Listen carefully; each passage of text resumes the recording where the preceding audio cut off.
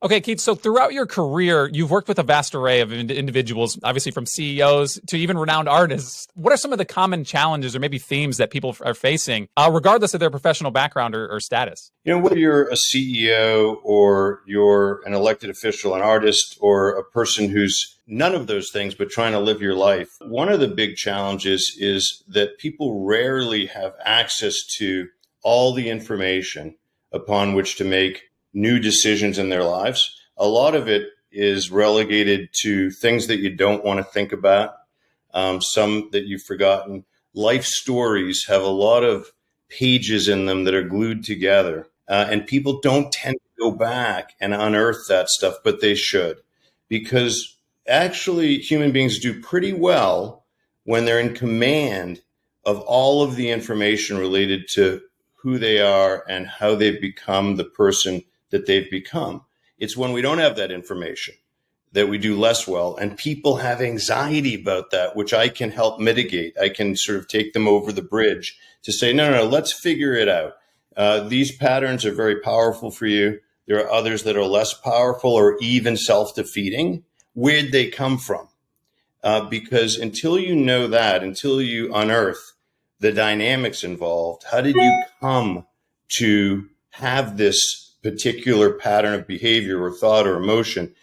Until you know the why, it's very difficult to know how to leave it behind you and make different choices. So it's almost as if, if we had software running in the background of our lives, and we do, that you'd want to say, well, listen, if there are glitches in the program I'm running, I better look at the software. And that's true whether we're talking about somebody's life, or we're talking about somebody's career, or we're talking about somebody's business. It's all the same. You got to get to the bottom of, well, what's the real code that's running in the background? Let's look at it. Let's understand it. Let's process it. And then you're free. People do pretty well when they're free to be themselves, because people are actually incredibly creative, incredibly decent. And the things that trip them up are things that are unconscious from the recent or distant past. And once you can bring those forward and have people say, all right, now I've integrated that, I see what happened, I'm going to journey in a whole different direction, or make some adjustments. And it isn't uncommon, actually, that people at 30 or 40 or 50 years old have not followed their core passion. Or that they haven't deployed all their talents, or that they've been loath to use all of the motivation that they could harness. Why? Well, it's different for different people, but finding the why can be absolutely life-changing, because now you've solved the riddle of your existence, and you can go forward without the same hurdles or resistors. That's another metaphor I like. People in their lives, they're running circuits, if you will. So they have intentions, they have projects, they have relationships. These are all circuits. And there can be resistors in those circuits. They can relate to something as seemingly obvious as, oh, my dad efforted certain things and they didn't come to fruition.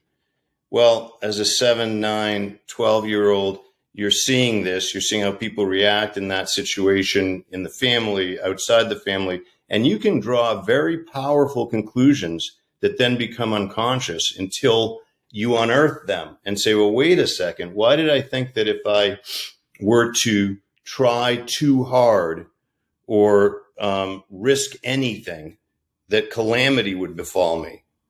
Well, that conclusion can relate very much to earlier storylines that you've never looked at. Why?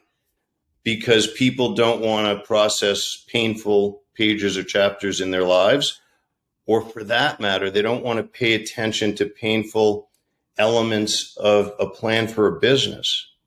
And you've got to look at those things, because inviting the stuff that isn't comfortable is how you grow. So if you're going to think about, hey, how do we grow this business? It's way better to think, what are the problems with this business, instead of optimistically forecasting all the wonderful things that are going to unfold. It's way better to say, you know what, let's look at the stuff that's really painful to look at. And that's where some of the greatest growth occurs. Thanks for watching. If you want to get in touch with me, it's easy. Go to keithablow.com, hit the contact tab, send me an email. I'll email you back that very day, and we'll talk, and we'll figure out how to make you everything you can be.